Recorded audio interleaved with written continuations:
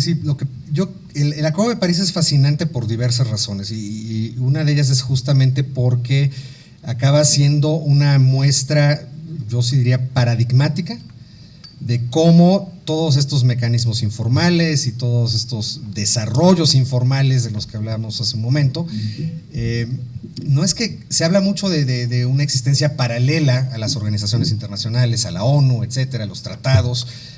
Y yo una cosa en la que insisto mucho en el libro es que no, de ninguna manera es una existencia paralela, porque paralela supone que son dos líneas que nunca se tocan, ¿no? Entonces, toda esta literatura que sugiere relaciones internacionales de que, bueno, cuando no te sirve la ONU te vas a la otra, es cierto, pero no es solamente este famoso exit and voice, sino es el crear instituciones sombra de las organizaciones internacionales que interactúan estrechamente, activamente con las organizaciones internacionales y que de esta manera van cambiando a las organizaciones internacionales. Por eso el subtítulo del libro es las interacciones entre lo formal y lo informal, porque no es que esté lo informal aquí y lo formal allá, no es que tengamos al Grupo de Acción Financiera aquí y al Consejo de Seguridad acá, sino que interactúan muy estrechamente cada vez más.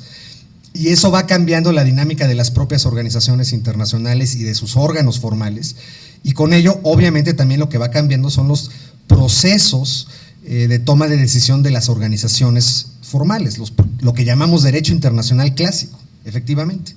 Y yo creo que el Acuerdo de París lo sintetiza de una manera muy representativa, porque acabó siendo una importación de todos estos mecanismos de gobernanza global que veíamos ya antes en coaliciones y redes transnacionales, ¿no?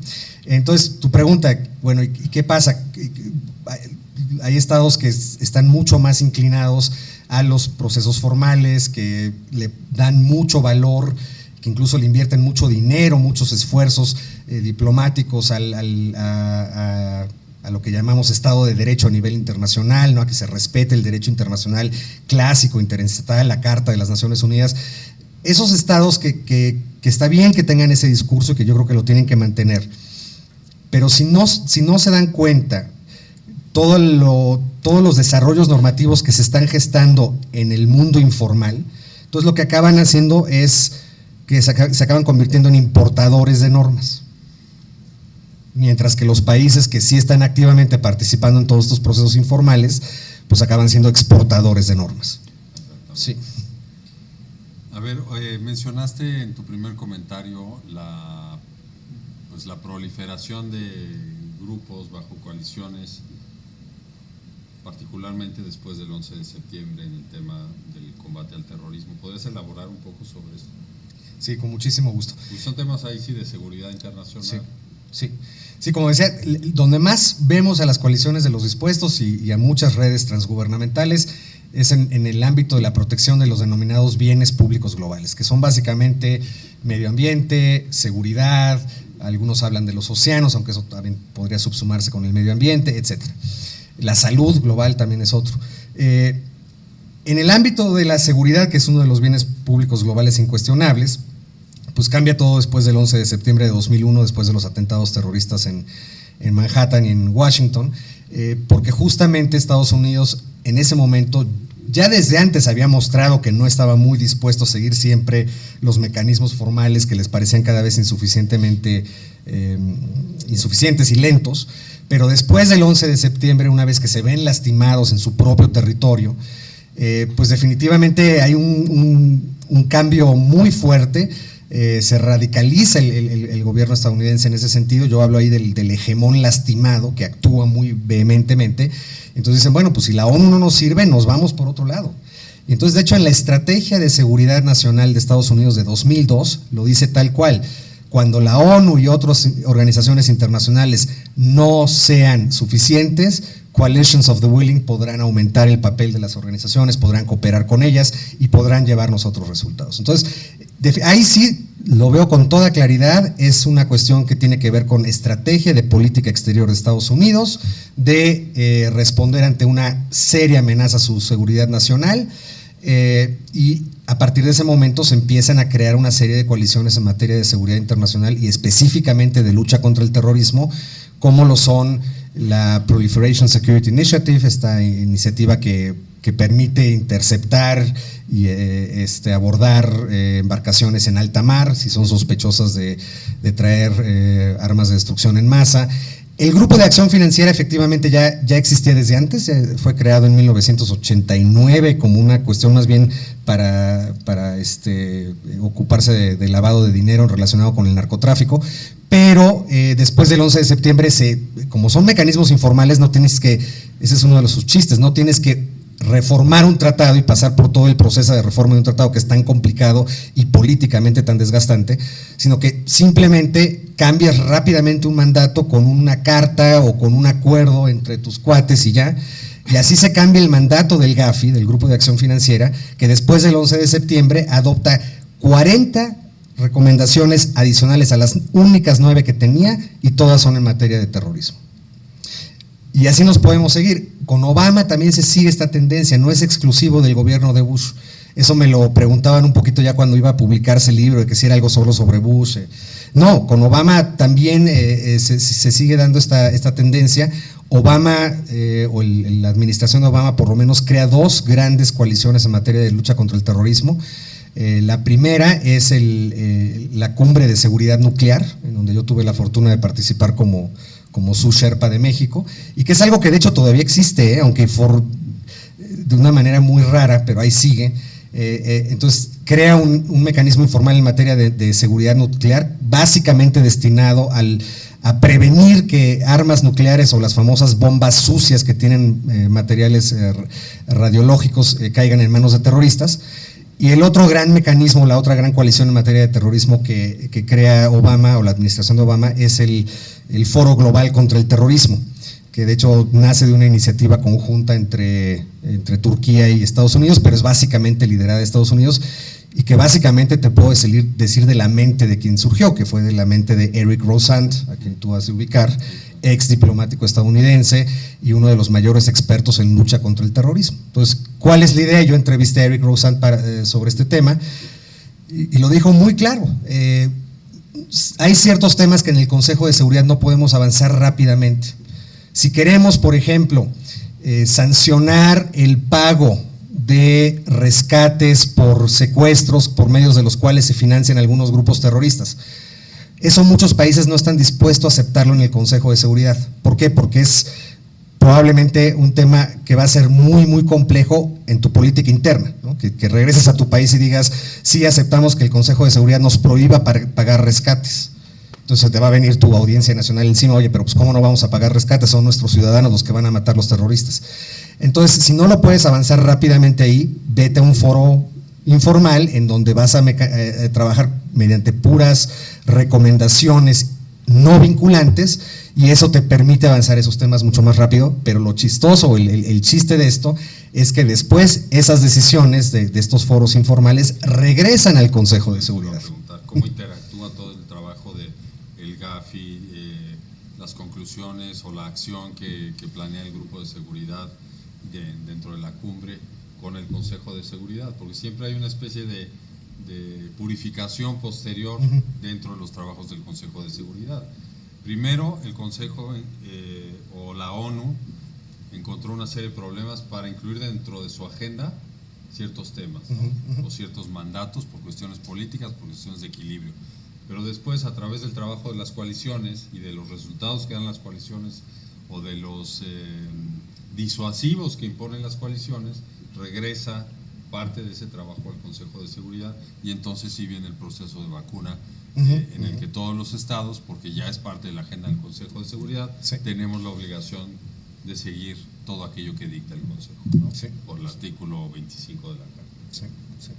Sí, esto a mí se me hace de las partes más tremendas de todo este juego entre lo formal y lo informal, porque ya no es solamente que los países menos poderosos acaben importando normas que se diseñan en los centros del poder en Washington y una que otra parte más del mundo, sino que las propias organizaciones internacionales, la propia ONU, y dentro de la ONU el propio Consejo de Seguridad, este leviatán jurídico, pues acaban también siendo importadores de normas, acaban aceptando todo lo que viene de estas coaliciones.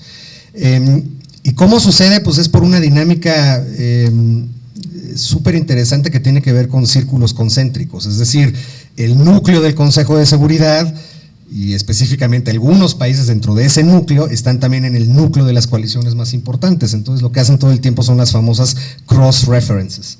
Y empieza generalmente, esto es bien interesante también desde un punto de vista etnográfico, empieza generalmente también desde en la chamba cotidiana de los grupos de trabajo del Consejo de Seguridad. O sea, no empieza a nivel de embajadores, ¿no? Empieza es más, ni siquiera en los comités, empieza en los grupos de expertos de los comités, ¿no? Estos grupos de expertos del Comité contra el Terrorismo o del de los comités de sanciones, etcétera, o del Comité 1540 contra proliferación de armas de destrucción en masa, estos comités tienen grupos de expertos. Los grupos de expertos son burócratas de Naciones Unidas, no son representantes de los estados.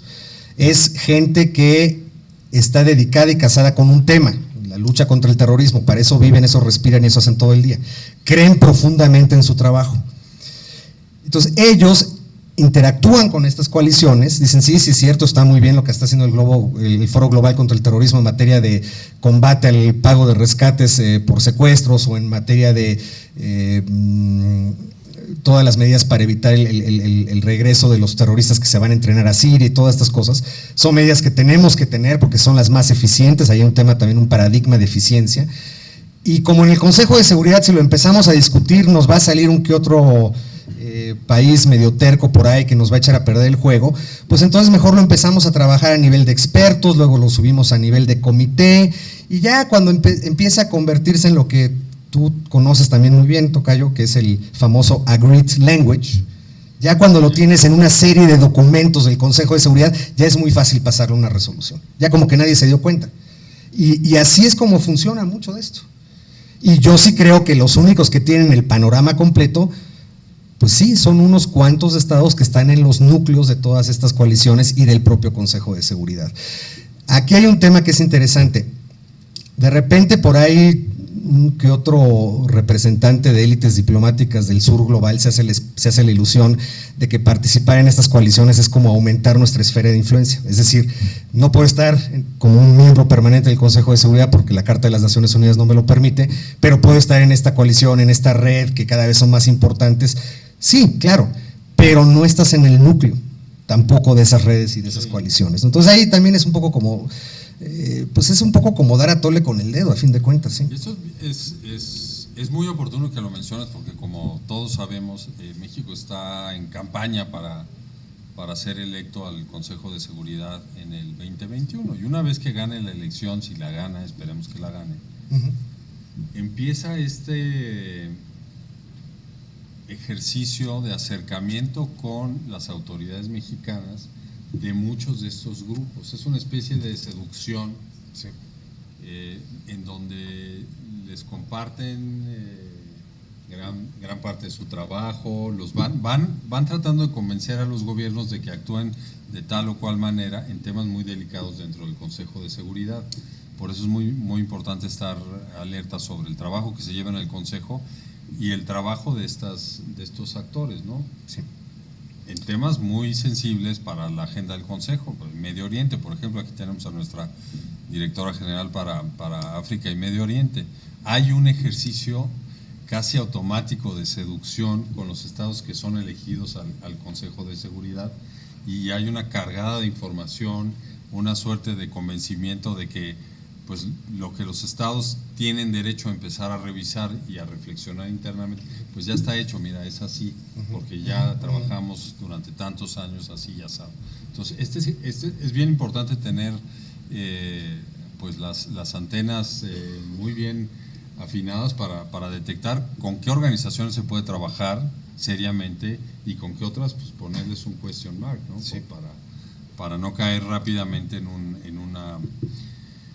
un convencimiento de ciertos temas que son importantes y que esos grupos pues tienen ya dirigidos hacia un objetivo específico, ¿no? Sí, no, y lo dices muy bien. Yo me acuerdo cuando estábamos en el Consejo de Seguridad la última vez y que llegó la carta de Obama, la famosa carta de Obama a la misión, invitándonos a la cumbre de seguridad nuclear. pues, se siente uno muy halagado, ¿no? O sea, México, en la cumbre de seguridad nuclear con unas 40 naciones más, no más, un club muy selecto, ahí vamos a estar, la carta, Dear Felipe, ¿no? Firmada por Barack Obama, pero ya cuando llegas a la cumbre o a la coalición te das cuenta que todas las reglas del juego ya están definidas. Tú ya no puedes incidir en ello. Eso lo hizo un grupo muy pequeño. Yo, de hecho, en el libro tengo una pequeña sección que se llama The Coalition of the Willing Within the Coalition of the Willing, ¿no? O sea, hay coaliciones dentro de las coaliciones que son los que acaban. Y esto, ¿saben quién lo narra muy bien a manera anecdótica? John Bolton, en sus memorias, porque él creó varias coaliciones. Entonces, él dice, no, o sea, el núcleo de la coalición y las reglas de juego de la coalición las definimos entre 5, 6 a lo mucho. Ni siquiera a los rusos les permitimos estar ahí. Y ya después vas invitando a otros que te dan legitimidad, que te dan outreach, ¿no? Que te permiten llegar a otras regiones, los utilizas básicamente, ¿no? Entonces, ahí hay que ser muy cuidadoso de tener eso en claro, o sea, ¿no? De no caer en esa trampa de, híjole, ya soy parte del club, y ahí yo recuerdo mucho lo que decía el embajador Claude Heller cuando estábamos en el Consejo de Seguridad, pues de que nunca nos olvidemos que seguimos siendo miembros permanentes de la Asamblea General. Entonces, eso creo que hay que tenerlo muy en cuenta. Entonces, no quiere decir rechazar, porque aparte sí conviene entrarle y darnos cuentas y obtener la información de la que hablabas, pero no entrar con el engaño de que ahora sí soy importante, ¿no? Y la otra es también ser selectivo y también decir, bueno, aquí no me quiero prestar a legitimar un ejercicio que yo no considero legítimo porque no va de acuerdo con mi tradición diplomática o incluso con mis principios políticos de política exterior constitucionales, ¿no? Yo creo que ahí sí hay que ser nosotros muy selectivos, porque las coaliciones de los dispuestos, yo digo, tienen dos paradigmas, la eficiencia y la selectividad. No operan bajo el paradigma del derecho internacional de la igualdad soberana, sino de la selectividad conforme a la eficiencia, aquellos que tienen la capacidad y la disposición de hacer algo, los demás que ni entren. Pues que nosotros, que no estamos forjando coaliciones, pero que tampoco queremos estar fuera del panorama porque queremos también tener información, etcétera, pues también darnos el lujo de ser selectivos y de decir, bueno, no vamos a entrar en automático. Yo a veces digo que la política exterior mexicana a veces comete el error de lo que podría denominarse la doctrina del borras, ¿no? Entonces nos vamos luego con lo que suena muy atractivo y quizá habría que pensar 2, 3 veces si realmente nos conviene algo a largo plazo. Pues es muy importante reflexionar las dos cosas, porque por una parte somos uno de los países que más propuestas pone sobre la mesa o se suma a otras para mejorar los métodos de trabajo del Consejo de Seguridad, en el cual pues ya entras en una franca desventaja para participar en una serie de temas y de decisiones y de construcción de operaciones. Entonces, tenemos esa lucha todo el tiempo para que el Consejo se democratice en sus métodos de trabajo. Sí. Pero cuando ya estás ahí, por el otro lado te bombardean estos grupos que son grupos de interés. No digo que el interés no sea legítimo, pero claramente están orientados hacia objetivos muy concretos. Entonces, vivimos siempre entre estos mundos en el que pues, la mejor herramienta que vamos a tener es la reflexión interna, el pensamiento propio mexicano, la fortaleza de las posturas dentro de tu propia política exterior para poder participar con los objetivos claros que tiene un país, cualquier país. Bueno, en este caso estamos hablando de México. Quiero hacerte una pregunta sobre una de las conclusiones que destaca en el libro, que señala que nos estamos dirigiendo al derecho del antiderecho, ¿no? Al anti-law. Sí. ¿Podrías elaborar un poco sobre esto? Sí. Y ir más allá, decirnos cómo puede afectar esto a un país como México? Sí, con gusto. A ver, después de analizar muy profundamente durante varios años y haber tenido la fortuna, gracias a la Secretaría de Relaciones Exteriores, de haber estado en algunas de estas coaliciones y de palpar sus mecanismos de operación en el Consejo, a través de la interacción con el Consejo, entonces ahí básicamente se podía llegar a una conclusión, digamos, rápida, que es a la que ya han llegado muchos otros autores y que de alguna manera mencioné, y es que esto es un universo paralelo, ¿no? Es que es el universo de lo informal, aquí está, es gobernanza y aquí tenemos el derecho internacional y las instituciones. Y yo dije, no, no es cierto, o sea, esto interactúa todo el tiempo, están diseñadas para interactuar. En algunos policy papers de Brookings y de otros de estos think tanks, incluso se habla específicamente de que están hechas, hay uno que se llama shaping, not breaking it, ¿no? O sea, no, hay que ir moldeando a las instituciones y al derecho internacional, no romperlo, ¿no? Todavía lo necesitan, ¿no? Entonces dije, bueno, entonces, ¿qué tenemos? O sea, si no son dos universos paralelos, si es una interacción tan fuerte, entonces, ¿qué acaba pasando con el derecho internacional clásico que conocemos? El derecho basado en el consentimiento de los estados, el derecho basado en la igualdad soberana. Si no desaparece, pero este mundo informal que no está basado en esos principios cada vez es más potente, entonces, ¿cómo podemos observar y hacer un análisis y un diagnóstico sensato sobre los cambios que hay en el derecho internacional o quizá estamos transitando hacia un derecho global, ya dejando atrás el derecho internacional? Y ahí lo que vi es que estas coaliciones, estas redes, este mundo informal, por llamarlo de alguna manera, todavía necesita mucho al mundo formal. Tú también ya lo mencionaste, necesitas el Consejo de Seguridad que te sancione todo esto, que finalmente tiene los medios, incluso el uso de la fuerza para hacer cumplir sus decisiones. Necesitamos la legitimidad de las Naciones Unidas, de la Asamblea General, necesitamos la legitimidad del Secretario General, necesitamos todavía ese lenguaje formal, teórico del derecho internacional, Marty Koskinen, me habla de toda una cultura del formalismo. Todavía lo necesitamos porque nos da legitimidad y nos da también cierta eficiencia. Pero no queremos sacrificar todo el dinamismo, todas las ventajas de la informalidad y de las coaliciones, etcétera. Bueno, cuando digo no queremos, no estoy hablando de mí, sino de los que diseñan estas cosas. Entonces, ¿qué acaba pasando? Que los mecanismos informales adoptan una serie de toma de decisiones que son fundamentales, que son las que realmente gobiernan el mundo en materia de seguridad nuclear o de cambio climático y de otras cosas, pero las, como se dice, enropan en un lenguaje formal de derecho internacional y las vinculan a los mecanismos formales y los procesos de las organizaciones internacionales. Entonces ahí es donde yo acabo diciendo, lo que esto arroja, el resultado que esto arroja es que tenemos un derecho, quizá ya no internacional, sino global, pero eso no importa ahorita. Tenemos un derecho, algo que regula a nivel global, que regula muy fuerte, de hecho, pero que cada vez está más apartado de la cultura del formalismo, y esa cultura del formalismo tiene que ver con igualdad ante la ley, equidad procesal, y todos estos principios formales, incluso podríamos decir weberianos, que le han servido mucho a los países menos poderosos, ¿no? Porque es lo que en el Pentágono irónicamente llaman lawfare, ¿no? O sea, los menos poderosos se agarran del derecho para combatir a nosotros, que de hecho no necesitamos el derecho, ¿no? Entonces, ahí es donde veo el riesgo muy fuerte para los países menos poderosos. Bueno, y después de esta reflexión, ¿cómo interpretas esta noción tan acuñada en todo el mundo del Estado de Derecho en la gobernanza global? Porque bueno, en Naciones Unidas hay todo un trabajo en torno a un tema que es el Estado de Derecho en el plano nacional y en el plano internacional. Los países poderosos todo el tiempo evaden hablar del Estado de Derecho en el plano internacional y lo voltean hacia los menos poderosos, a los países en desarrollo, para observar su falta de A, B, C, D, para señalar cuáles son los retos y los estándares que tienen que mejorar.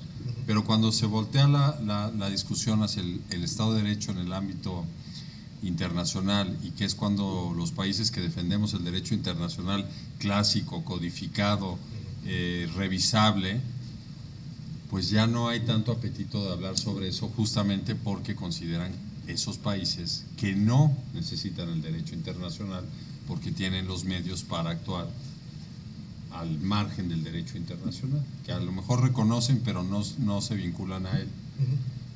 Entonces, ¿cómo se entiende este concepto de Estado de Derecho en este orden global? Sí, es una pregunta bien difícil.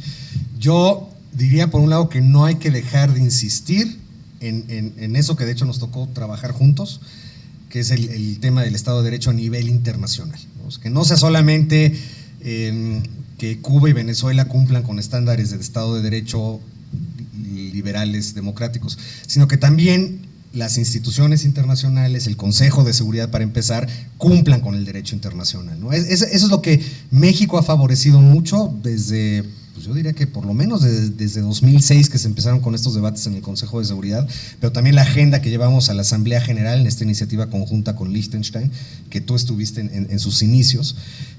Yo creo que eso hay que seguirlo fomentando, hay que seguirlo, no hay que quitar el dedo del renglón, porque sí, todavía no tenemos ese derecho, ese Estado de Derecho a nivel internacional o incluso institucional, ¿no? De instituciones internacionales. Eso por un lado. Y por el otro lado, yo creo que ¿cómo podemos construir un Estado de Derecho global? Esa es una pregunta que, y yo creo que de verdad las dos cosas no se excluyen unas a otras. En un libro que yo recomiendo mucho para tener un buen diagnóstico del mundo en el que vivimos hoy en día, es este libro de Anne-Marie Slaughter que se llama The Chessboard and the Web, ¿no? El ajedrez y la web, en donde dice, lo que tenemos que aprender es a ver en estéreo, ¿no? O sea, tenemos muchas veces dos estrategias que siguen siendo, o sea, ella dice mucho que recuerda cuando Hillary Clinton le pidió que diseñara estrategias para lidiar con la primavera árabe.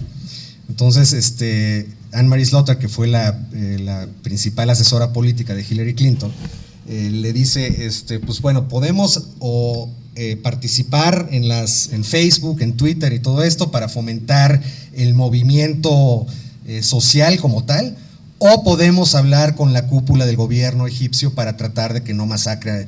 Y entonces que le contestó Hillary Clinton, ¿por qué me dices que una u otra? Hay que hacer las dos, ¿no?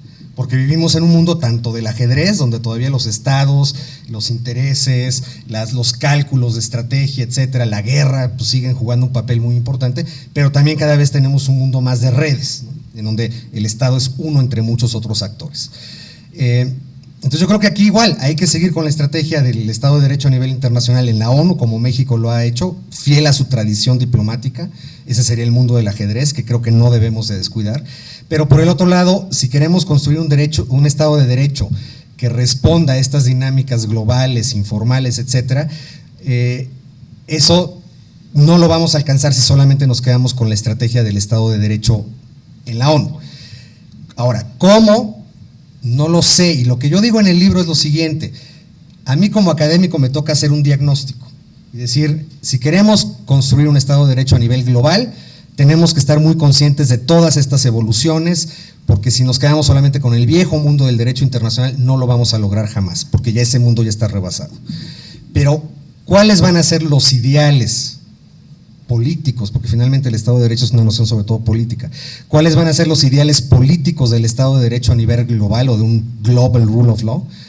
Eso no le toca a los académicos, eso le toca a la contestación política, a los ciudadanos, a la organización, a la sociedad civil organizada, en cierto medio también a los estados, etcétera. Entonces, hay que empezar con un buen diagnóstico, estar consciente de estas cosas que hemos hablado hoy, pero la construcción del propio Estado de Derecho yo no pretendo formularla desde el escritorio. Creo, nomás con eso concluyo, que, por ejemplo, llegar al Consejo de Seguridad, México, si llega el Consejo de Seguridad el 21-22, ¿verdad? Sí. Pues tú mencionaste el grupo de trabajo sobre documentación y mecanismos de trabajo dentro del Consejo de Seguridad, que es un grupo de trabajo que no todo el mundo tiene en el radar, pero que es fundamental para los estados no permanentes. Bueno, pues yo creo que en ese grupo pues hay que insistir, como lo hizo en su momento Argentina, de que pues si se avanza un poquito en el Consejo de Seguridad en cuanto a transparencia y equidad en toma de decisión, pero de repente nos llegan todas las decisiones de las coaliciones sin que los demás hayan podido siquiera echarle un ojo, pues entonces realmente no se está avanzando. Ese punto lo hizo Argentina en ese grupo de trabajo y me parece que es un buen paso hacia esa construcción de un Estado de Derecho a nivel global. A ver, yo tengo una última pregunta antes de escuchar a la gente que está aquí con nosotros esta tarde. Tanto en tu libro como en la exposición de esta tarde has hablado de las coaliciones en favor de intereses de Estados Unidos como potencia hegemónica. ¿Estos esquemas pueden ser de utilidad ante las ambiciones hegemónicas de otros países, en el caso concreto de China? Sí, sí, sí. De hecho, lo que yo digo parece toda una estructura muy de Occidente, sí, muy trabajada, probada, sí, pero con un país que tiene otra forma de entender cómo promover sus intereses y cómo establecerse como una potencia hegemónica en el siglo XXI. Hace un par de días tuvimos la presentación aquí de un libro que trataba sobre eso. ¿Caben estos esquemas para China, por ejemplo? Sí, sí, yo creo que sí. Yo cuando terminé el libro, cuando lo mandé a Cambridge University Press, que pasa por todo un proceso de revisión, y uno de los reviewers, como se le llama, anónimos, me hizo la sugerencia de tocar en algún momento el tema China. Y yo me quedé un poco perplejo, porque dije, a ver, yo lo que hice fue un análisis de estas coaliciones, como surgieron básicamente en Washington, tal cual, sobre todo después del 11 de septiembre, por motivos ya comentados, diseñados por una élite diplomática y de política exterior estadounidense, tanto del Departamento de Estado como de think tanks, del Council on Foreign Relations, de Brookings, etc. Y aparte identifico con nombre y apellido a quienes estuvieron detrás de todo esto. Uno de los principales arquitectos de esto es Richard Haass, el presidente del Council on Foreign Relations, que de hecho habla de lo que él denomina governance by posse. Entonces él dice, hay que hacerlo así, de otra manera vamos a perder la hegemonía.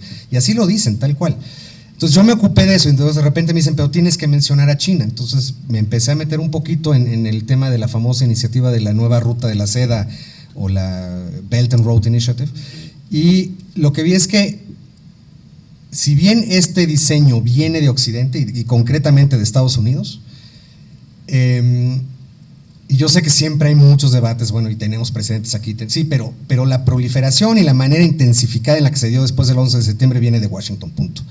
Si bien eso es cierto, se les escapó de la mano a los estadounidenses. Es algo que empezaron a copiar, a replicar, que es algo que ocurre todo el tiempo en las relaciones internacionales, otros estados para impulsar sus intereses. Lo hizo Brasil con el foro sobre el Red Mundial, lo ha hecho la India, hay mecanismos sur-sur, donde también son informales. En buena medida podemos decir que los BRICS son una especie de club del no occidental. Entonces se empieza a replicar en muchos otros lados, y en el único en donde yo veo una estrategia, y es por una cuestión simple y llana de poder a largo plazo, es justamente en esta iniciativa de la nueva ruta de la seda, que es un mecanismo, no, es una especie de coalición de los dispuestos, en el sentido de que funciona a través de una serie de coaliciones formales, informales, mecanismos bilaterales, regionales, subregionales, etcétera, etcétera, pero todo anclado en una visión bastante informal de la gobernanza. Entonces, sí, yo creo que esta estrategia de dividir y fragmentar y de esa manera poder gobernar más libremente, no es algo ya exclusivo yo creo que es algo exclusivo del poder, de los poderosos. Claro. Y pues bueno, entonces por eso es que China está ahí. Pues muchas gracias, Alejandro, por esta presentación y estos comentarios. Vamos a darle un aplauso y ahora pasamos a preguntas.